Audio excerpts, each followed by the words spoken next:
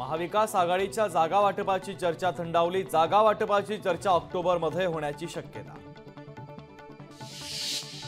पुण्यामध्ये आज काँग्रेसची महत्त्वाची बैठक। विधानसभा निवडणुकीच्या पार्श्वभूमीवर बैठकीचं आयोजन।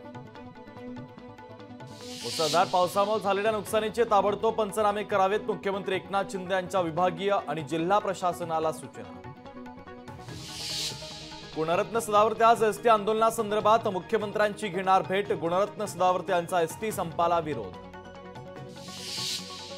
पुणे मेट्रोचं तिकीट घेण्यासाठी 70% प्रवाशांचा डिजिटल पद्धतीचा वापर। डिजिटल माध्यमातून तिकीट घेणाऱ्यांमध्ये पुणे मेट्रो देशात अग्रेसर। गणेशोत्सवासाठी पुणे महापालिका सज्ज। शहरामध्ये 265 ठिकाणी गणपती विसर्जनाची तयारी।